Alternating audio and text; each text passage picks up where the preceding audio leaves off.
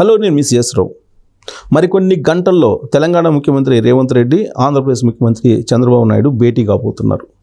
వాళ్ళిద్దరి మధ్య ఎలాంటి అంశాలు ప్రస్తావనకు వచ్చేటువంటి అవకాశం ఉందని ఆసక్తిగా చూస్తూ ఉంటే, మరోవైపు బీఆర్ఎస్ మాత్రం ఆ సమావేశాన్ని వీలున్నంత వరకు ఫెయిల్ చేయడానికి, దాన్ని సెంటిమెంట్ రూపంలో మలుచుకోవడానికి ప్రయత్నం చేస్తుంది.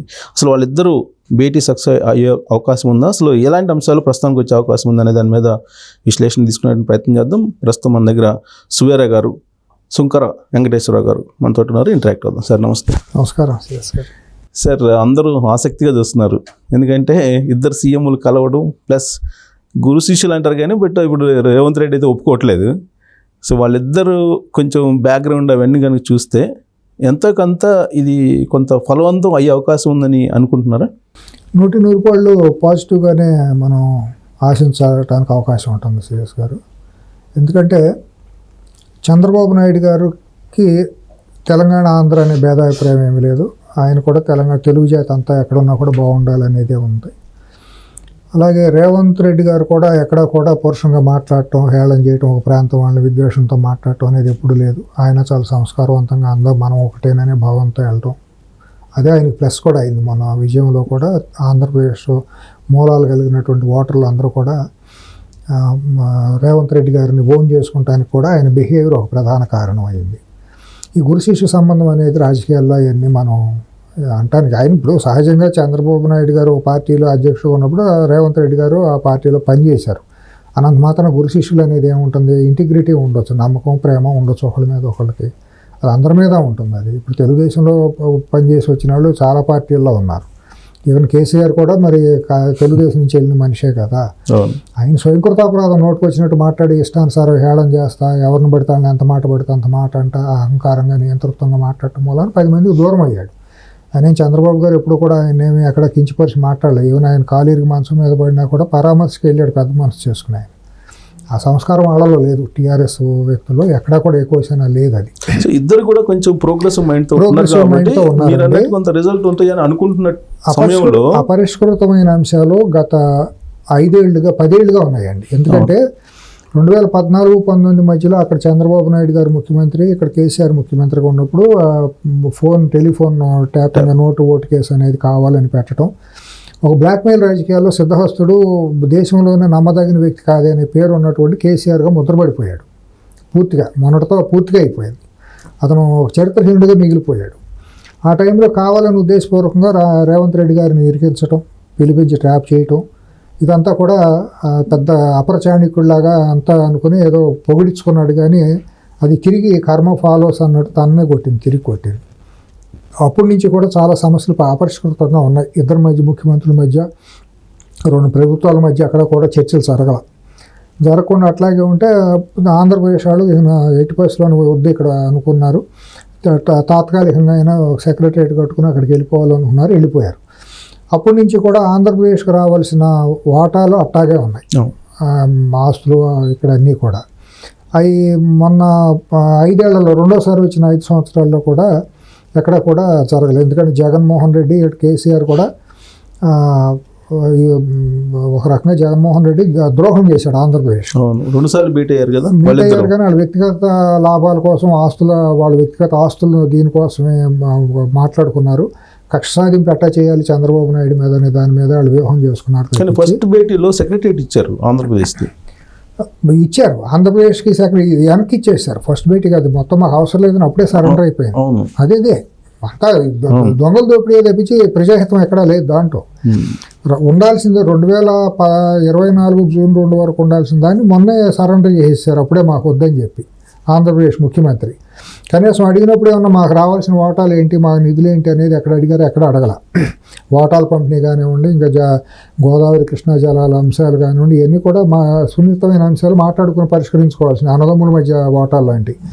అదేమీ శత్రు రాజ్యాల మధ్య కాదు కదా. అటు కాకుండా కూడా మన ఎన్నికల్లో లాభం చేయడం కోసం అక్కడ జగన్మోహన్ రెడ్డి ఏం చేశారంటే రాత్రికి రాత్రి ఇక్కడ ఎన్నికల రోజు నాగార్జున సాగర్ మీదకి ఒక చైనా పాకిస్తాన్ వార్లాగా కావాలని సెంటిమెంట్ని రెచ్చగొట్టి తెలంగాణలో కేసీఆర్కి లబ్ధి చేకూర్చే పనులు చేద్దామనే ప్రయత్నం కూడా చేశాడు. అది కూడా బెడిసి కొట్టింది. దాన్ని కూడా ప్రజలు స్వీకరించాలి. తెలంగాణ ప్రజలు చీకొట్టారు. ఇట్లా ఎన్ని అపరిష్కృతంగా ఉన్న టైంలో సుహృద్భావంతో మాట్లాడుకుని చేసుకుంటాం. ఒకవేళ ఏమైనా రేపు ఇంటర్నేషనల్ ప్రాజెక్టులు ఏమైనా మంచివి వచ్చినా కూడా ఒకటి హైదరాబాద్కి రావచ్చు, ఇంకోటి ఆంధ్రప్రదేశ్కి రావచ్చు. అంతేగాని దీని మూల కొట్టుకోవాల్సిన అవసరం కూడా లేదు. పెట్టుబడిదారుడికి ఎక్కడైతే 2 రాష్ట్రాలు ఏదైతే మెరుగైన అవకాశం ఉంటుందో రెండిట్లో అన్నదమ్ముల్లాగా పంచుకుంటే తప్పేం లేదు. ఎందుకంటే హైదరాబాదు ఇవాళ ఇంటర్నేషనల్ స్థాయిలో పెరగడానికి కారణం చంద్రబాబు నాయుడు గారు వేసిన విత్తనమే. హైదరాబాద్ కూడా పెరగాలి, అభివృద్ధి చెందాలని ఆయన కోరుకుంటారు తప్పించి ఆయనకేం హైదరాబాద్ మీద ఎటువంటి సవతితల ప్రేమ ఇంకోటి ఉండటానికి లేదు కూడా, ఆయన ఉండదు కూడా ఆయన. అలాగే ఇద్దరు ముఖ్యమంత్రులు కూర్చుని 2 ప్రభుత్వాల తరపున చాలా చిన్న సింపుల్గా పరిష్కరించేసుకుంటే భవిష్యత్ తరాలకు కూడా ఎటువంటి భేదాభిప్రాయాలు లేకుండా అందరూ సుహృద్భావంతో కలిసిపోయి ఉండే అవకాశాలకి ఓ మంచి వేదికలాగా తయారవుతుంది. కానీ దానికి కోఆపరేట్ చేయాల్సినటువంటి విపక్షాలు అసలు ఇవాళ బీఆర్ఎస్ పార్టీ ఏముంటుందంటే ముందు 7 మండలాల్ని మాకు ఇచ్చేసేయండి, చంద్రబాబు నాయుడు కేంద్రంలో రాష్ట్రంలో అధికారంలో ఉన్నారు కాబట్టి అప్పుడు మీరు మీటింగ్కి వెళ్ళండి అని చెప్తారు. అసలు దీంట్లో విపక్షాలకి ఎటువంటి బాధ్యత సంబంధం లేదండి. మొదటి నుంచి కూడా ఇవాళ కాదు, గత 5 సంవత్సరాల నుంచి టీఆర్ఎస్ అనే పార్టీ పురుడు పోసుకున్నప్పటి నుంచి కూడా విద్వేషాల పునాదుల మీదే ఆ పార్టీ పురుడు పోసుకుంది. వాళ్ళ భాష, వాళ్ళ ప్రవర్తన అంతా కూడా విద్వేషాలతో జనాల్ని రెచ్చగొట్టి ప్రజలను, అమాయక ప్రజలను ఆహుతికి గురి చేసి వీళ్ళు సలిమంటగా కదా ఆ కల్వకుంట్ల కుటుంబం అనేది దుర్మార్గంగా వ్యవహరించింది, నియంతృత్వంగా వ్యవహరించింది, అమాయక యువతని బలికోనది. తప్పుడు లెక్కలు చెప్పింది. 1400 మంది 1500 మంది చనిపోయారని చెప్పి తప్పుడు లెక్కలు చెప్పింది. తప్పుడు లెక్కలని ఎందుకంటున్నానంటే నువ్వు 10 ఏళ్ళు రాష్ట్రంలో అధికారంలో ఉండి ఇంతవరకు అమరవీరులైన వాళ్ళు ఎంతమంది అనేది నువ్వు ఒక చిట్టా చెప్పలేకపోయావు. చివరికి 400 మందిగానే తేల్చావు. 400 మందికి కూడా నువ్వు కనీసం 3 ఎకరాల భూమి ఇస్తానో ఒక ఇల్లు ఇస్తానో నువ్వు ఎక్కడ ఇవ్వలేదు. అది కూడా వాళ్ళ వెల్ఫేర్ కూడా చూడాల. ఎంతసేపు ఆ కుటుంబ దోపిడీ జరిగిపోయింది తప్పించి తెలంగాణ ప్రజలు, తెలంగాణ యువత ఇప్పుడు ఏదో నీరు నిధులు నియామకాలని ఏ స్లోగన్తో అయితే ఉద్యమంతో పాల్గొన్నారో వాళ్ళందరినీ జీవితాలు నాశనం చేసేసింది కల్వకుంట్ల కుటుంబం. ఈ పబ్లిక్ సర్వీస్ కమిషన్ పరీక్షలు పెట్టినప్పుడల్లా పేపర్లు అమ్ముకుంటాము, లీకులు చేయటము, కొన్ని లక్షల మంది జీవితాలు నాశనం అయిపోయింది. ఇంటర్మీడియట్ ఎగ్జామ్ ఇప్పుడు కూడా ఆత్మహత్యలు చేసుకున్నారు చిన్నపిల్లలు కూడా. ఇంత నికృష్టమైన పాలన ఇంకెప్పుడు మనం తెలంగాణ ప్రజల్లో అది చీకట జయంగానే భావించే వద్దనుకుని పక్కన పెట్టారు. ఇవాళ కూడా తగుదనమ్మాట తయారైపోయి ఒక హేతుబద్ధత లేనటువంటి అంశాన్ని గత 20 ఏళ్ళుగా వాళ్ళు మాట్లాడుతున్నారు. 20 ఏళ్ళు అంటే కూడా 2014 నుంచి మరీ ఎక్కువగా మాట్లాడుతున్నారు. దురదృష్టకరం ఏంటంటే దానికి తెలంగాణలో ఉండే కాంగ్రెస్ వాళ్ళు కూడా మాట్లాడకపోవటం, దాన్ని ఒక రాజకీయ కోణంగానే చూడటం. అలాగే ఆంధ్రప్రదేశ్ నుంచి మాట్లాడాల్సిన వాళ్ళు కూడా ఇది తెలుగుదేశం కానివ్వండి, ఏ పార్టీ అయినా కానివ్వండి, అది చాలా శోచనీయమైనటువంటి అంశం. ఇప్పుడు వీళ్ళు 2002లో టీఆర్ఎస్ అనే పార్టీ పెట్టినప్పుడు వీళ్ళ మెయిన్ ఎజెండా ఏంటి? 1956 కంటే ముందు ఆంధ్ర తెలంగాణ ఏదైతే నైసర్గికంగా ఉన్నాయో ఆ రకంగా విడిపోవాలనే కదా. భౌగోళికంగా ఎట్లయితే హద్దుల ప్రకారం ఉందో మాకు కావాలి, మాకు ఏది వద్దు, మా స్వయం పాలన మేము చేసుకుంటామనే కదా వీళ్ళు మొదలెట్టింది. 1956 తెలంగాణ అంటే నిజాం స్టేటును అక్కడ ఆంధ్ర రాష్ట్రం 2 కలిసి ఉన్నప్పుడు సరిహద్దులు ఎట్లా ఉన్నాయి? అప్పటికి అసలు ఈ మండలాలు భద్రాచలం కూడా ఆంధ్రప్రదేశ్ది, తూర్పుగోదావరి జిల్లాలోది. ఇప్పుడు చర్ల ఇవన్నీ కూడా ఇంకా చాలా ప్రాంతాలు ఇవాళ తెలంగాణ ప్రాంతంలో ఇవాళ లాక్కున్నాయి కూడా అది ఆంధ్ర ప్రాంతాన్ని, తెలంగాణకు సంబంధం లేదు. కానీ అసలు ఆ మాట తర్వాత రీఆర్గనైజేషన్ జరిగినప్పుడు, రాష్ట్రంలో జిల్లాల రీఆర్గనైజేషన్ జరిగినప్పుడు ఏం చేశారంటే కొంత ప్రాంతాన్ని తీసుకొచ్చి ఖమ్మం జిల్లాకి జత చేశారు. జిల్లాల రీఆర్గనైజేషన్ జరిగినప్పుడు 2 రాష్ట్రాలు కలిసిన తర్వాత మళ్ళీ అప్పుడు జిల్లాల వారీగా మారినప్పుడు ఖమ్మం జిల్లాలోకి ఆ సారపాక, చర్ల, దొమ్మగూడు ఈ మండలాలన్నింటినీ దీంట్లో ఖమ్మం జిల్లాలో కలిసినాయి. నిజంగా హేతుబద్ధంగా విడిపోయినప్పుడు 1956 సరిహద్దుల ప్రకారం విడిపోవాలి కదా. ఎట్లా నల్గొండలో కూడా కోదాడ, మునగాల దగ్గర దాకా సరిహద్దులు ఉంటాయి. తూర్పుగోదావరి జిల్లాలో ఉన్నాయి అప్పుడులో ఈ తూర్పుగోదావరిలే. తర్వాత ఇక్కడ నల్గొండ జిల్లాలో కూడా ఆంధ్ర సరిహద్దు దరిదాపు జగ్గైపేట దాటి కోదాడ దాకా, మునగాల దాకా ఎక్కడో ఉంటుంది. ఏది ఎక్కడ ఉన్నా కూడా 56 సరిహద్దులు భౌగోళికంగానే విడిపోవాలి. విడిపోయినప్పుడు వీళ్ళు అడిగే 11 మండలాలు అసలు 7 మండలాలు అనే మాట ఎక్కడ ఉంది? ముచ్చట ఎక్కడ ఉంది? ఆంధ్ర లాక్కుంటూ అసలు ఇంకా ఆంధ్రదే తెలంగాణలో ఉంది భాగం. ఆంధ్ర భూభాగం ఇంకా తెలంగాణలో ఉంది. కేసీఆర్ ఆ రోజు చేసినప్పుడు 1956 భౌగోళిక డిమాండ్ అనేది మర్చిపోలా. వాళ్ళకి అసలు తెలంగాణని రావడం ఇష్టం లేదు. తెలంగాణ ఉద్యమాన్ని అడ్డం పెట్టుకుని రాజకీయం చేసి సంపాదించుకోవాలనుకునేది వాళ్ళ మెయిన్ ఎజెండా. అనుకోకుండా తెలంగాణ వచ్చేసింది, కాంగ్రెస్ ఇవ్వాలనుకున్నది ఇచ్చేసింది. సోనియా గాంధీ గారు డెసిషన్ ఇద్దామనుకున్నారు, ఇచ్చేశారు. ఇచ్చేసిన తర్వాత తెలంగాణను అభివృద్ధి చేస్తామనే పేరుతో అధికారం చేతపట్టుకుని ఆ రోజుకెళ్ళి కాంగ్రెస్ పార్టీలో మా పార్టీని విలీనం చేసేస్తామని సకుటుంబంగా వెళ్ళిపోయి అక్కడ ఇది చేసిన వాళ్ళు ఇక్కడికి వచ్చేసి రాష్ట్రాన్ని చెరబట్టేసేసి పూర్తిగా ఎడ్డు అంటే తెడ్డు అంటాం, ప్రతిదీ రాజకీయం చేసేసి ఇక్కడ ఉద్రేకాలు రెచ్చగొట్టే ప్రయత్నాలు చేయటం. ఇప్పుడు ఆంధ్రప్రదేశ్ నుంచి 1956లో ఎలా ఉందో అలా మా రాష్ట్రాన్ని మాకు ఇచ్చేయాలని డిమాండ్ చేయాలంటారా? ఒక్కడ మాట్లాడు, అది దౌర్భాగ్యం. రేపు మీటింగ్ లో అది ప్రస్తావించాలంటారా? అసలు ఆ మాట చంద్రబాబు గారు అనాలి. రేవంత్ రెడ్డి గారు కూడా హుందాగా చెప్పేస్తే బెస్ట్ కాదు. 1956 సరిహద్దుల ప్రకారం 7 మండలాలు ఎట్టా ఉంటాయి, అది కాదు అని. కానీ ఆ మాట అంటే నువ్వు తెలంగాణ ద్రోహం అంటారేమోనని నా రేవంత్ రెడ్డి గారి భయం. ఎవరికైనా రాజకీయాలు ఇది ఒక భయం పట్టుకుంది. బ్లాక్మెయిల్ రాజకీయాల్లో సిద్ధహస్తుడు కేసీఆర్. అసలు దాన్ని మాట్లాడిన వాళ్ళు మేధావులు, ఆంధ్ర మేధావులు కూడా ఎవరూ లేరు. ఆంధ్ర నుంచి మాట్లాడిన వాళ్ళు కూడా ఇది మా భూభాగం భద్రాచలం మాది, భద్రాచలాన్ని బలవంతంగా తెలంగాణ వాళ్ళు లాక్కున్నారు, చర్ల మాది.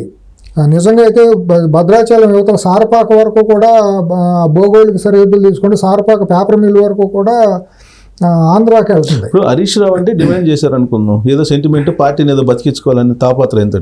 ఇప్పుడు తుమ్మల నాగేశ్వరరావు కూడా ఒక 6 గ్రామాలు కలపండి, కనీసం 7 మండలాలు కాకపోయినా ఒక లెటర్ రాశాడు ఆయన. అదే కదా ఇప్పుడు పోటీ పట్టం అన్నమాట దాంట్లో. ఇప్పుడు మేము మాట్లాడకపోతే మమ్మల్ని తెలంగాణ ద్రోహులు అంటారేమోననే దీంట్లోనే తప్పించి హుందాతనం, నైతికత, ఒక ధర్మం అనేది ఏంటి అనేది ఎవడో మాట్లాడట్లేదు ఈ విషయంలో. ఇది చాలా విచారించదగ్గ విషయం. ఎవరు మేధావులు విద్యున్నులు కూడా మాట్లాడాల. ఇప్పుడు తెలంగాణలో ఉన్న మేధావులు, ప్రొఫెసర్లు, వీళ్ళు కవులు, కళాకారులు వీళ్ళకే తెలుసు నా భౌగోళిక స్వరూపం ఏంటి అనేది. ఆంధ్రాలో ఉన్న వాళ్ళకి కూడా తెలుసు. తెలిసినప్పుడు అసలు 11 మండలాలు ఆ రోజు కూడా మొత్తం యాజ్ ఇట్ ఈజ్ కానీ బిల్లు పెట్టాలి. బిల్లులోనే లోపం జరిగింది, మోసం జరిగింది. తర్వాత చంద్రబాబు నాయుడు గారును ఆ బీజేపీ ఆ ప్రభుత్వాలు ఆ రోజు అనుకున్నది ఏంటంటే కనీసం ఆ మండలాలు ఏదైతే ముంపు మండలాలు ఉన్నాయో ఆ మండలాలన్నా వస్తే పోలవరం ప్రాజెక్ట్ ఆకుండా ఉంటుంది, పోతే పోయింది, భద్రాచలం పోతే పోయింది, అది కూడా త్యాగం చేసినట్టే. అంతే, ఆ రోజు కేవలం పోలవరం కోసమే, తర్వాత గొడవలు ఫర్దర్గా మనం గొడవలకు వెళ్ళే ఉపయోగం లేదు, అంతా మనమే కదా తెలుగు వాళ్ళం, అన్నదమ్ములమే. ఎక్కడుంటే ఏముంది భద్రాచలం, ఇప్పుడు ఏముందండి దేవుడి దగ్గరికి వెళ్ళాలనుకుంటే ఆంధ్ర అయితే ఉంది, తెలంగాణ అయితే ఉంది. అసలు విషయం ఏంటంటే నేను అప్పుడు ఢిల్లీలో ఉన్నాను సార్, అసలు ఆంధ్రాకి ఏం కావాలని అడిగిన వాళ్ళు అసలు మాకు అవదాన్ని నమ్మకంతో ఉంటాం. లేకపోతే ఆ ప్రజాప్రతినిధులు తప్పండి. ఆంధ్ర ప్రజాప్రతినిధులు చాలా దుర్మార్గంగా వ్యవహరించారు, అనాగరికంగా వ్యవహరించారు. ఆ రోజు నేను గర్వంగా చాలా ధైర్యంగా కూడా చెప్పగలను, ఆ రోజు ఢిల్లీలో ఎంపీలుగా ఉన్న వాళ్ళు ఎవరో కూడా అందరూ వ్యాపారస్తులు, కాంట్రాక్టర్లు, దళారీలే తప్పించి రాష్ట్ర ప్రయోజనాలు, జాతి ప్రయోజనాల కోసం మాట్లాడిన వాళ్ళు, ఆలోచించిన వాళ్ళు ఎవరూ లేరు కాంగ్రెస్ పార్టీలో. అట్లాగే ఇతర పార్టీల్లో వాళ్ళు కూడా మాట్లాడితే మాకెందుకులే అన్నట్టు ప్రతిదీ ఒక సెల్ఫ్ డిఫెన్స్లోకి వెళ్ళారు. అంతేగాని తెలంగాణ నాయకులందరికీ కూడా ఒక ఇది ఉంది, మా రాష్ట్రం మేము కాపాడుకోవాలి, మాకు కావాలనే తప్పనిళ్ళలో ఉంది. కానీ ఫైటింగ్ స్పిరిట్ ఆంధ్రాలో అందరూ కూడా దళారీలును, కాంట్రాక్టర్లే, మా కాంట్రాక్ట్లో అది మంత్రి పదవి ఇస్తామని అడుక్కున్న వాళ్ళు వాళ్ళందరూ కూడా. వాళ్ళు ఏదోటి ఇస్తే బిస్కెట్ ఇస్తే తీసుకున్నట్టు జాతిని నాశనం చేశారు. వాళ్ళు రాష్ట్రాన్ని సర్వనాశనం చేశారు. ఆ రోజు కానీ విడిపోతాను అన్నప్పుడు తెలుసుకుని సరే విడిపోతాను మేము సిద్ధమైన, మాకు ఇది ఇవ్వండి, మాకు ఇది కావాలని అడిగిన వాళ్ళు ఎవరో లేరు. మీరు అన్నట్టు 1956 ప్రకారం మాకు ఇచ్చేసేయండి, మా రాష్ట్రం అవసరం లేదు, మాకు ఇచ్చేసేయండి, ఓకేను. అట్లాగే దాంతోపాటు రాజధానికి సంబంధించింది కూడా మాకు ఇది ఉంటుంది కాబట్టి మాకు ఇంకో కొంత బెటర్ ఇవ్వండి అని చెప్పి అడిగిన వాళ్ళు ఎవరు లేరు. ఢిల్లీలో కేంద్ర ప్రభుత్వం ఆ రోజు కాంగ్రెస్ ప్రభుత్వం ఏదైతే తీసుకుని తలంచుకు వచ్చారే కానీ వీళ్ళందరూ కూడా చాలా స్పైన్లెస్గా, ఒక దారుణంగా జాతి ద్రోహులుగా మిగిలిపోయిన వాళ్ళు ఆ రోజు ఎంపీలు ఎవరైనా కూడా. ప్రత్యేక హోదా కూడా చట్టంలో పెట్టించలేకపోయారు, ఆ హౌస్లో మాట్లాడలేకపోయారు. అలాగే ఇక్కడ హౌస్లో ఉన్నటువంటి ముఖ్యమంత్రులుగా ఉన్న వాళ్ళు ఇద్దరు కూడా ద్రోహం చేసినట్టే లేక తెలుగు జాతికి. కాంగ్రెస్ తరఫున ఉన్నటువంటి ఆఖరిలో ఉన్నటువంటి ఇద్దరు ముఖ్యమంత్రులు కూడా దాంట్లో భాగస్వాములుగానే మనం అనుకోవాల్సి ఉంటుంది తప్పించి వాళ్ళు ఏం జాతికి లాభం చేసినట్టు ఎక్కడా లేదు. ముఖ్యమంత్రి తెలియకుండా ఎక్కడ రాష్ట్రం విడిపోదు కదండి. బిల్లు పాస్ చేశారు కదా, కిరణ్ కుమార్ రెడ్డి చేసించాడు కదా, మరి తనకు తెలియాలి కదా, ముఖ్యమంత్రిగా ఉన్నప్పుడు తనన్నా నిలబడాలి కదా. తర్వాత పార్టీ పెట్టాడు కదా ఆయన, సమైక్య పార్టీ పెట్టాడు కదా. ఇదంతా కూడా మరి ఏంటి ఆత్మవంచన కిందకే వస్తుంది కదా. పోనీ ఆ కేంద్రంలో ఉన్న మంత్రులుగా ఉన్న వాళ్ళు వీళ్ళందరూ కూడా మాకు ఇది జాతికి జరిగిన నష్టం రిజైన్ చేసి ఎవరు వచ్చారు, ఎవరు రాలా. ఆఖరి క్షణం వరకు అందరూ ఎంజాయ్ చేశారు. పోయింది ఎవరంటే తెలుగు జాతి పోయింది, నష్టపోయింది. అవును. సరే ఈ పెద్ద మనిషి చేసుకుని చంద్రబాబు గారు కూడా మళ్ళీ ఫైట్లు ఇవన్నీ గొడవ ఎందుకు అనుకున్నారు ఏంటో, ఎవరూ కూడా దాన్ని పెద్ద ఇది చేయాల్సిన అవసరం లేదు. భద్రాచలాన్ని కూడా వీళ్ళు కావాలని మీకు గుర్తుందేమో, అప్పుడు కొంతమంది వామపక్షం వాళ్ళు కూడా భద్రాచలం మాది అని అది ఇది అని చాలా అవాకులు చవాకులు మాట్లాడారు, జర్నలిస్టులుగా ఉన్న వాళ్ళు వీళ్ళందరూ కూడా. ఇది ఈ మధ్య కూడా నిజాముది అక్కడ దాకా లేదని నేనంటే ఎవరు చెప్పారు, మొత్తం మాది అని అంటారు. నా సహచర జర్నలిస్టులు కూడా మాదేనా కలిపేయండి, మచిలీపట్నం కూడా నిజాందే, తీసేసుకుంటే అయిపోతుంది కదా, ఇప్పుడు కలిపేద్దాం రండి. అందుకే కేసీఆర్ అన్నారు మచిలీపట్నం ఓడరేవి కూడా మాదే అని. మరి అయిపోతుంది కదా, బందర్ పోర్టును విశాఖపట్నం, హైదరాబాద్ ఎయిర్పోర్టును బందర్ సీ పోర్టు రెండు కలిసిపోతాయి కదా. జగన్మోహన్ రెడ్డి మళ్ళీ వచ్చినట్టయితే బందర్ పోర్టు కూడా ఏదో ఈయనకి ప్లాన్ ఏదో చేసుకున్నట్టున్నారు. ఇవన్నీనండి విశాఖపట్నంలో భూ కుంభకోణాల గురించి కూడా వాళ్ళు మరి చంద్రబాబు గారు సిన్సియర్గా ఆలోచిస్తే తెలంగాణ వాళ్ళకి ఎన్ని వేల ఎకరాలు ఉందనేది బయటకు వస్తుంది. సిఎస్ గారు గత 5 ఏళ్లలో విశాఖపట్నంలో మానస ట్రస్ట్ పేరుతో జరిగిన అక్రమాలు కానివ్వండి, లేకపోతే అక్కడ సింహాచలం భూముల్లో కొల్లగొట్టిన వేలాది ఎకరాల్లో తెలంగాణ ప్రాంతానికి చెందిన ముఖ్యులు ఎవరెవరు ఎన్ని వందల ఎకరాలు, వేల ఎకరాలు ఏ కుటుంబాలకు ఉందో కూడా బయటికి తీయాలి వాళ్ళ. నిజంగా మరి ఆంధ్రప్రదేశ్ మీద చిత్తశుద్ధి ఉన్న ముఖ్యమంత్రి చంద్రబాబు నాయుడు గారు ఇవాళ బయటకు తీసే శ్వేతపత్రాలు అన్నీ పెడుతున్నారు కదా. YS Jaganmohan Reddy and co చేసిన దుర్మార్గాలతో తెలంగాణలో ఉన్న కుటుంబాలకి ఎన్ని వేల ఎకరాలు దోచిపెట్టారు, అది బయట పెట్టాలి. ఈ 3 రాజధానులు వెనక్కి కూడా ఈ కేసీఆర్ ఉన్నాడు అని అంటారు, నిజమేనా సార్? కేసీఆర్ జగన్మోహన్ రెడ్డి మాట్లాడుకొని వైజాగ్లో భూములు కొన్నారు వీళ్ళందరికీ. అనుమానం ఏముందండి, ఇది అందరికీ తెలుసు. దాని గురించి అంటున్నా. ఇప్పుడు 35 మంది లేని డిఎస్పీలను కమ్మ డిఎస్పీలను సృష్టించి నమ్మించారు కదా. అమరావతిలో ఎవరికీ లేని భూములను కమ్మాళ్ళు లేని మొత్తం 30 గ్రామాలు 33,000 ఎకరాలు 39,000 ఎకరాలు కమ్మాళ్ళు లేనని ప్రచారం చేశారు కదా. తర్వాత దాంట్లో ఎవరెవరు ఎంత పర్సంటేజ్ ఉందనేది ఒక డేటా బయటకు వచ్చింది కదా. ఇవాళ చంద్రబాబు నాయుడు గారు ఎందుకు భయపడాలి? ఆ విశాఖపట్నంలో తెలంగాణ వాళ్ళ భూములు ఎన్నుండే ఎందుకు ప్రజాహితం కోసం చెప్పి తెరాల్సిందే. నేను ప్రజల తరపున డిమాండ్ చేస్తున్నా, ఆయన్ని తెలుగుదేశం ప్రభుత్వం డిమాండ్ చేస్తున్నా. బీఆర్ఎస్ పార్టీ సంబంధించిన కీలకమైన లీడర్ల కొన్ని వందల ఎకరాలు మంగళగిరిలో ఉన్నాయి, మంగళగిరిలో ఉన్నాయి. నాగార్జున యూనివర్సిటీ దగ్గర ఏ నాయకులకు ఉన్నాయో తీయమనండి. తిరుపతి శ్రీ సిటీ చుట్టుపక్కల ఎవరెవరికి ఉన్నాయో తీయమనండి. విశాఖపట్నంలో ఎక్కడెక్కడ ఉన్నాయో తీయమనండి. కాకినాడ సీపోర్ట్ చుట్టుపక్కల 8,000 ఎకరాలు ఉన్నాయో తీయమనండి. పేరుకేమో ఇక్కడ ఉంటామోనో ఆస్తులు అన్నీ ఏమో 2 చోట్ల, అక్కడ ముఖ్యమంత్రికేమో ఇక్కడ హైదరాబాద్ చుట్టుపక్కల ఉంటాయి, ఇక్కడ ముఖ్యమంత్రి కుటుంబానికేమో అక్కడ తెలంగాణ ఆంధ్రప్రదేశ్లో మొత్తం అన్ని చోట్ల ఉంటాయి. బయటకు వచ్చేటప్పటికి 6 మండలాలు 7 మండలాలని దొంగనాటకం ఆడి ప్రజల మధ్య లేనిపోయిన ఆ భావవేశాలు రెచ్చగొట్టి మళ్ళీ సలిమంతగా అవుతారా? ఇంత నికృష్టం ఏంటండి? నిజంగా మీకు నీతి నిజాయితీ ఉంటే 1956 దీని ప్రకారం ఏదైతే ఎక్కడో సరిహద్దులు ఉన్నాయో ఆ సరిహద్దుల ప్రకారం తీసేసుకుంటే అయిపోతుంది కదా. ఇప్పుడు వీళ్ళు ఏం చేస్తారంటే బీఆర్ఎస్ వాళ్ళు తీర్మానం చేశారు అసెంబ్లీలో, ఆ 7 మండలాలు మళ్ళీ మాకు ఇచ్చేసేయండి అని సెంట్రల్ కింద పంపించినట్టున్నారు. ఇప్పుడు మీరు అన్నట్టు అక్కడ 1956 ప్రకారం మాకు కూడా ఇవ్వండి అని చెప్పి అసెంబ్లీలో తీర్మానం చేసి సెంట్రల్కి పంపించాలండి. చంద్రబాబు నాయుడు గారు పంపించాలి. 1956 చట్ట ప్రకారం ఏదైతే ఉందో ఆంధ్ర రాష్ట్రం సరిహద్దులో ఆ సరిహద్దుల ప్రకారం ఏమన్నా మాకు ఆ అంగుళం కూడా అవసరం లేదు. ఆంధ్ర తెలంగాణది ఎందుకు అవసరం ఉంది? విడిపోయారు. ఒక గజం కూడా అవసరం లేదు కదా. చట్ట ప్రకారం ధర్మం ప్రకారం ఏదైతే ఉందో అదే తీసుకుని వెళ్ళిపోవాలి. ఏదైనా కానివ్వండి. అవును. సో మీటింగ్లో ప్రధాన ఎజెండా ఇదే అవుతుందా? ఇదే అయ్యే అవకాశం ఉంది? గ్రామాలది కాదండి. వీళ్ళు రేవంత్ రెడ్డి గారు కూడా పెద్ద మనసు, దాని మీద పెద్ద పట్టింపు లేదండి. గ్రామాల మీద మండలాల మీద లేదండి. కాంగ్రెస్ ప్రభుత్వంలో బట్టి విక్రమార్క గారు ఇటువంటి వాళ్ళు కూడా దాని మీద పెద్ద ఎవరు మాట్లాడేవాళ్ళు ఎవరు లేరండి. వాళ్ళందరూ కూడా, ఎందుకంటే కాంగ్రెసే కదా ఇచ్చింది, ఆ రోజు ఇచ్చింది కాంగ్రెసే. ఇచ్చినప్పుడు కాంగ్రెస్లో దాని కాదు కొద్దిగా ఇబ్బందులు ఉంటాయని చెప్పి అయిపోయింది. 10 ఏళ్ళు ఇచ్చింది, దాని సపోర్ట్ బీజేపీ చేసింది. మళ్ళీ బీజేపీ దాని మండలాలని కాదు మళ్ళీ పోలవరంకి అడ్డం వస్తుందన్నారు. కాంగ్రెస్ కూడా సపోర్ట్ చేసింది. ఎక్కడ దాని రాజకీయం చేయలేదు కదా. తర్వాత కేంద్రంలో రాహుల్ గాంధీ గారు కూడా ఎప్పుడు మాట్లాడలేదు కదా. ఆయన వాళ్ళు కూడా కట్టుబడే మాట్లాడుతున్నారు కదా. అమరావతి మేము కేంద్రంలో కనుక వస్తే స్పెషల్ స్టేటస్ ఇస్తాం, అమరావతి కూడా మేమే అన్నాం, ఆ మాట ప్రకారం ఇస్తామని ఆయన 2-3 సార్లు చాలాసార్లు అన్నారు కదా. కాంగ్రెస్ నుంచి ఎటువంటి ఇబ్బంది లేదు. మరి ఎందుకు ఈ అంశాన్ని ఎందుకు తీసుకొస్తున్నట్టు? వాళ్ళ మనుగడ కోసం అండి, రాజకీయ మనుగడ కోసం, సర్వైవల్ ఎగ్జిస్టెన్స్ కోసం, వాళ్ళ మనుగడ మేము కూడా బతికున్నామని చెప్పుకున్న కోసం. ఏమీ లేదు సిఎస్ గారు. రాజకీయంలో ఎట్లా ఉంటుందంటే, నేను సెంట్ రాసుకున్నాను అనుకోండి, అవతలాడు పెంట రాసుకోవాలి. అదేంటో తప్పంటే లేదు అవతలాళ్ళు ఉంది. ఇప్పుడు అట్టకి బురద రాసుకుంటున్నట్టు ఉంది కావాలని వాళ్ళు. జగన్మోహన్ రెడ్డి 2019 నుంచి 2024 వరకు ఉన్నాడు కదా. కేసీఆర్ ఏం చెప్తే అది అన్నాడు. అవును. మరి అప్పుడు ఎందుకు వీళ్ళు దాన్ని ప్రస్తావించలేదు? పోలవరం కూడా అంగుళం ముందుకెళ్ళలేదు కదా. పోలవరం అప్పుడు అంగుళం ముందుకెళ్ళా కావాలని దాన్ని సర్వనాశనం చేసేసాడు. డయాఫ్రమ్ వాళ్ళు కాఫ్రమ్ డ్యామ్లు మొత్తం అన్ని కొట్టుకుపోయేటట్టు చేశారు.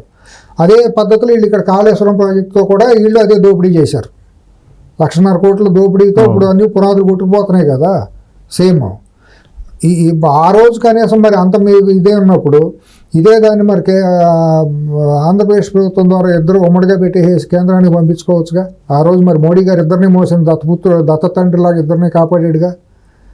అక్కడ జగన్మోహన్ రెడ్డి అవినీతిని, ఇక్కడ కేసీఆర్ అవినీతిని కాపాడింది బీజేపీయేగా. గాడ్ ఫాదర్గా ఢిల్లీలో కూర్చుని ఇద్దరు చేసిన అక్రమాలన్నింటినీ చూస్తానే మద్దతు ఇచ్చారు కదా అన్ని రకాలుగాను. తర్వాత రాజకీయ మనుగడ కోసం వాళ్ళ స్వార్థం కోసం విడిపోయినట్టు డ్రామాలే కానీ వాళ్ళకి కూడా సంబంధాలు ఉన్నాయి కదా. మన పార్లమెంట్ ఎన్నికల్లో బీజేపీకి మరి బీఆర్ఎస్ వాళ్ళు చేశారు కదా, చేయమట్టే కదా వాళ్ళకి ఆ సీట్లు వచ్చింది. లేకపోతే రావు కదా, అది అందరికీ జగమెరిగిన సత్యం, గ్రామాన అందరికీ తెలిసిందే కదా. అక్కడ కూడా తప్పనిసరి పరిస్థితుల్లో చంద్రబాబు నాయుడు పవన్ కళ్యాణ్తో కలిసి ఉండారే కానీ బీజేపీ సీట్ల కోసం ఇవాళ కూడా సంబంధాలు బాంధవ్యాలు తెరవానికి నడుస్తూనే ఉన్నాయి అనేది అందరికీ తెలుస్తుంది కదా. బీజేపీ అగ్రనాయకత్వానికి జగన్మోహన్ రెడ్డికి లేకపోతే సవాల్ ఇస్తాడు కదా, నీ అంత చూస్తానని చెప్పి నన్ను నేను బయటికి వెళ్ళి ఏ ధైర్యం చూసుకున్నా అంత ఇదిగా మాట్లాడతాడు. ఈ పరిస్థితుల్లో మరి నిజంగా చిత్తశుద్ధి తెలంగాణ మీద మీకు ఆ మండలాల మీద ఉన్నప్పుడు మరి ఆ రోజు 2 మీటింగుల్లో పెట్టాల్సింది కదా, జగన్మోహన్ రెడ్డిని అడగాల్సింది కదా, మా మండలాలు మాకు ఇచ్చేసేయండి అని. ఆ రోజు ఎందుకు మాట్లాడలేదు? సో ఇప్పుడు ప్రజలు హర్షించరండి, వస్తారు ముఖాన్ని వస్తారు వీళ్ళని. కాబట్టి చాలా హుందాతనంగా జరుగుతుంది మీటింగ్ మాత్రం, చాలా హుందాతనంగా అర్థవంతంగా ఫలప్రదం అవుతాయి. ఇప్పుడు తెలంగాణ ప్రభుత్వం కూడా చాలా హుందాతనంగా మ్యాగ్నానిటీగా ఏమేమి ఇవ్వాలి, ఏం తీసుకోవాలి, సుహృద్భావంతో ఉంటుంది. ఎందుకంటే 2 రాష్ట్రాల అభివృద్ధి జరగాలంటే మనం కలిసి ఉండాలండి. దాన్ని అయితే కొంచెం పాజిటివ్ వేలో తీసుకెళ్లాలని ప్రయత్నం చేస్తున్నారు, ఇంటర్నేషనల్ చేయాలని చెప్పి వీళ్ళు చేస్తారు. అయితే ఇక్కడ రేవంత్ రెడ్డి ఒక మాట అన్నారు నిన్న ఈ మీటింగ్ గురించి. ఢిల్లీ వెళ్ళి నేను అమిత్ షా కూడా చెప్పాను ఈ మీటింగ్ గురించి అని చెప్పి అన్నారు. ఈ చంద్రబాబు నాయుడు కూడా ఈ 9-10 షెడ్యూల్లో ఉండేటువంటి ఆస్తులకు సంబంధించి ఏదో ప్రస్తావించినట్టు ఢిల్లీలో కూడా. అంటే వాళ్ళ ఆశీస్సులు కూడా తీసుకున్నారు కేంద్ర ప్రభుత్వం. మరి ఇది కూడా సపోర్ట్ కూడా ఉండాలి కదండి. కొన్ని ఆస్తుల పంపిణీలు ఇట్లా చేయాలంటే సుహృద్భావం కొన్ని పొట్టిడుపులతో వెళ్ళాలంటే వాళ్ళకు కూడా చెప్పి చేయడంలో తప్పేమీ లేదు కదా. 2 రాష్ట్రాల మధ్య అయినా కూడా కొన్ని షెడ్యూల్లో ఉన్నాయి, కొన్ని వాళ్ళ అనుమతులు అవి ఉండాల్సిన అవసరం ఉంటుంది. అటువంటి కూల్గా పరిష్కారం చేసుకుంటే వాళ్ళకి వచ్చే నష్టం లేదు, బీజేపీకి ఏమీ నష్టమేమి లేదుగా. వాళ్ళకి కావాల్సింది కూడా కూల్గా పరిష్కారం అయిపోతే వాళ్ళు పెద్దరకంగా ఉండాలి, వీళ్ళిద్దరు స్మూత్గా అయిపోతుంది. ఇప్పుడు తమిళనాడును ఆంధ్ర విడిపోయిన తర్వాత వాళ్ళకి ఆస్తుల పంపకాలు గొడవలు లేవు కదండి. అప్పుడు లేదు ఇప్పుడు లేదు. చనిపోయేటి ఉంటే పెద్ద పట్టించుకోవాల్సిన అవసరం ఉండదు. ఇక్కడ మేజర్గా ఆ రోజు ఏంటంటే విభజన చట్టంలో పెట్టిన పరిష్కారం కాల ప్రధానమైన ఆస్తులు 9-10 షెడ్యూల్లో పరిష్కారం చేసుకోవడానికి అనువైనటువంటి చాలా ఉన్నాయి. అంబేద్కర్ యూనివర్సిటీ ఉంది, వాళ్ళ అడ్మిషన్స్ కూడా ఆపేశారు తెలంగాణ వాళ్ళు. తర్వాత తెలుగు యూనివర్సిటీ ఉంది. ఇవి ఇమీడియట్గా చేసుకోవచ్చు. దీనికి మరి దానికి ఇప్పుడు ఆర్టీసీ కార్పొరేషన్ ఉంది, ఆస్తులు ఇవ్వడానికి వీళ్ళు సిద్ధపడలేదు. హైదరాబాద్లో ఉండే మాయ అని అంటారు. అది సున్నితంగా కొన్ని ప్రభుత్వ కార్యాలయాల ఆస్తులు అవును, అవన్నీ కూడా పరిష్కారం చేసుకుంటే పట్టిడుపులండి, పెద్ద ఇదేమో కాదు. దాని వాల్యూ కట్టేసి ఇంత వాల్యూ తింది, ఈ వాల్యూ గట్ట పెట్టేసుకుంటాం చేస్తామని ఏదో ఒక రకంగా డబ్బులు ఇచ్చి పుచ్చుకునేది ఉండదు కదా. ఏదో బుక్ వాల్యూని అడ్జస్ట్ చేసుకునే పరిస్థితిలో ఉంటుంది. అది ఒకసారి తెగిపోయింది, ఒక అంగీకారంకి వచ్చిన ఒప్పందం చేసుకుని సంతకం పెట్టేసిన తర్వాత ఎప్పుడోసారి వస్తుంది, కనీసం పరిష్కారం అయిపోతుంది కదా. కనీసం ఒక ఇనిషియల్ మీటింగ్ జరిగితే తర్వాత 2-3 మీటింగులు జరుగుతాయి, ఆఫీసులు వస్తారు. మీటింగులకి ఆఫీసులు కూడా పంపించలే వీళ్ళు. మీరు గతంలో చూసుకుంటే ఈ పరిష్కారం చేసుకుంటే కానీ ఆఫీసర్లు ఆంధ్ర ఆఫీసర్లు ఎక్కడికి రాలేదు, వీళ్ళ ఆమె పిలిచింది లేదు, వీళ్ళిద్దరూ కలిసి ఢిల్లీ వెళ్ళింది కూడా లేదు. ఇదంతా గుడిపుటాన్ని కావాలని చేశారు. ఈ రాష్ట్రాన్ని తెలుగు జాతిని పట్టి పీడించిన వాళ్ళు 2 కుటుంబాలు వాళ్ళ చరిత్రలో. తెలంగాణ పేరుతోనేమో కల్వకుట్ల కుటుంబం, అక్కడేమో వైఎస్ కుటుంబం. సో ఇప్పుడు ఆయన వెళ్ళినప్పుడు మీట్ ద ప్రెస్లో మీడియాతో మాట్లాడుతూ ఢిల్లీలో రేవంత్ రెడ్డి యాక్చువల్గా 10 years అవకాశం ఇస్తుంది తెలంగాణ సమాజం ఎవరికైనా, ఏ పార్టీకైనా. అదే ఆంధ్రాలో 5 సంవత్సరాలే ఇస్తారు, 5 సంవత్సరాలు ఒకరికి 5 సంవత్సరాలు ఒకరికి అనేటువంటి ఒక లాజిక్ చెప్పారు ఆయన. ఈ సమావేశం జరగడానికి ఒక రోజు ముందే నిన్నే చెప్పాడు ఆయన. ఏంటది, అది ఎందుకు అన్నట్టు? అంటే ఎందుకు అన్నట్టు అంటే మొన్న జరిగిన పరిణామ క్రమాన్ని దృష్టిలో పెట్టుకుని అని ఉంటారు. 5 సంవత్సరాలకి వాళ్ళకి ఒక చైతన్యం, ఒక ఆలోచన వస్తుంది, దాన్ని జాగ్రత్తగా ఉంటే బెటరు. ఇక్కడ 10 ఏళ్ళు రావటం అంటే కేసీఆర్ ప్రభుత్వం 10 ఏళ్ళు ఉంది కాబట్టి నాకు 10 ఏళ్ళు ఉంటుంది అనేది ఆయన భావం అయి ఉండొచ్చు. కానీ 2014 2018 ఎన్నికల్లో ప్రజలు సిద్ధంగానే ఉన్నారు. కేసీఆర్ మాకు వద్దు అని అప్పటికే సిద్ధపడిపోయారు. కానీ కొన్ని రాజకీయ పొరపాట్లు జరిగినాయి. అప్పుడు కాంగ్రెస్ తెలుగుదేశం అనేది అలయన్స్ ఉన్నా కూడా ఆ రోజు చంద్రబాబు నాయుడు గారు నిలబెట్టిన అభ్యర్థుల విషయంలో కానివ్వండి, చంద్రబాబు నాయుడు గారు వాళ్ళు ఎక్కువ ప్రచారం చేయటాన్ని దాన్ని కేసీఆర్ కుటుంబం ఏం చేసిందంటే మళ్ళీ 5 ఏళ్ళు కూడా అవ్వలేదు, అప్పుడే మళ్ళీ ఆంధ్ర వాళ్ళు దాడికి దిగిపోయారు మన మీద. మనం రేపొద్దున మళ్ళీ బీఆర్ఎస్ కనుక గెలిపించుకోకపోతే నీళ్లు దోసుకుపోతారు. హరికృష్ణ కూతురుని తీసుకొచ్చి నిలబెట్టారు. హరికృష్ణ కూతురుకి డిప్యూటీ సీఎం ఇక్కడ ఇచ్చేసి ఇరిగేషన్ మంత్రి ఇచ్చారు. ఇవన్నీ రకరకాల అబోధకాల పనులన్నీ చెప్పారు. నిజంగా వాళ్ళకు కూడా బయటికి తెలియంది ఏంటంటే సిఎస్ గారు మీ ద్వారా నేను చెప్పదలుచుకుంది, నిజంగా హరికృష్ణ గారు కనుక దురదృష్టవశాత్తు ఆ రోజు మరణించి ఉండకపోతే 10 రోజులు ఆయన బీఆర్ఎస్లో చేరే అవకాశాలు కూడా చర్చలు జరిగినాయి. హరికృష్ణ ఇంకోటి ఇక్కడ మీకు ఇంకోటి చెబుతా, ఎన్నాళ్ళు ఎవరూ మాట్లాడలేదు, నేను కూడా కాము ఊరుకున్నా. వీళ్ళ చిత్తశుద్ధి, బీఆర్ఎస్ చిత్తశుద్ధి ఏంటనేది నేను మీకు చెబుతా. ఇది మీ ద్వారా 10 మందికి వెళ్ళాలి. హరికృష్ణ గారు రోడ్డు ప్రమాదంలో మరణించినప్పుడు అంటే నేను కూడా ఒక ప్రత్యక్ష సాక్షిని నేను అక్కడ ఉన్నాను కాబట్టి చెబుతున్నా. ఆ మృతదేహాన్ని ఇది చేయడానికి నెమ్మకూరన్న తీసుకెళ్ళాలి, లేకపోతే ఆయన చేవళ్ళ దగ్గర ఫామ్ హౌస్కి తీసుకెళ్ళాలనేది అనుకున్నది. కూడదని చెప్పి తండ్రి కొడుకు కేసీఆర్ కేటీఆర్ వచ్చి మేము ఆయన స్మృతివనం కడతాము, ఆయన ఇది కడతాము ఇక్కడేనని చెప్పి తీసుకొచ్చి ముసలి కన్నీరని కార్చారు. సరే, ముసలి కన్నీరు కార్చారో వాళ్ళు కుటుంబ సభ్యులు కూడా కొడుకులుగా ఒప్పుకున్నారు, 2 కొడుకులు ఒప్పుకున్నారు. ఇవాళకి ఆయన ఎక్కడ దహనం చేశారో తెలుసా? మరి వాళ్ళ ప్రేమ ఏమైపోయిందండి? కేసీఆర్ కల్వకుంట్ల కుటుంబం ప్రేమ. దీన్ని ఎవరు ఎందుకు మాట్లాడరు? వాళ్ళు ఎందుకు మాట్లాడరు? జూనియర్ ఎన్టీఆర్ ఎందుకు మాట్లాడలేదు ఇంతవరకు? తెలుగుదేశం ఎందుకు మాట్లాడదు? ఇప్పుడు ఇంత చెవెళ్ళలోనే చేశారా? చెవెళ్ళలో చేయలేదు, ఇక్కడ విస్పర్ వ్యాలీ పక్కన చేశారు. ఓకే, దానికి ఏదో స్మృతివనం చేస్తామన్నారు. ల్యాండ్ కూడా కేటాయించారు. ఎక్కడ ఉంది అసలు? ఇవాళ ఎక్కడ ఉందో గుర్తుపెట్టగలరు ఎక్కడ ఆయన్ని దహనం చేశారో? ఇలా చిత్తశుద్ధి అది. అది ఎందుకు చెప్పదలుచుకున్నానంటే వీళ్ళు అందితే చుట్టూ అందకపోతే కాళ్ళు కొట్టుకుంటారు. వీళ్ళు స్వార్థానికి ఎంతకైనా మాట్లాడతారు. ఆ కుటుంబం దేన్ని అంటే తిమ్మిని బొమ్మిని చేసి అన్నింటినీ నమ్మేస్తారు.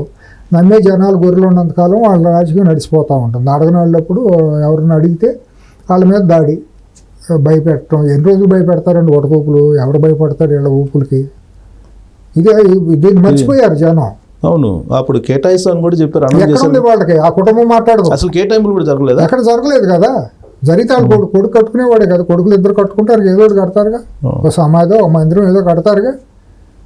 వీళ్ళు అడగల, ఏమీ లేదు, వాళ్ళు దిగిపోయారు అనుకో. అయిపోయింది. ఆయన ఉంటే చర్చలు జరిగినాయా లేవో చెప్పమనండి.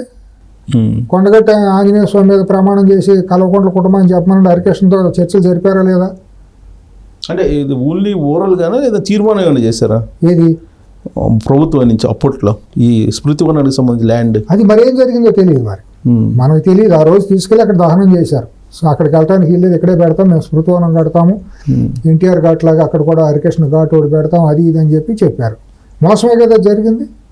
వాళ్ళు ఓకే చెప్పారు, అనౌన్స్ చేశారు, వీళ్ళు ఫాలో చేయాలి కదా. మరి వీళ్ళు ఫాలో చేయలేదు. మరి ఫాలో చేస్తే ఏమన్నారో మనకు తెలియదు. ఇంటర్నల్ మ్యాటర్ అయిపోయింది.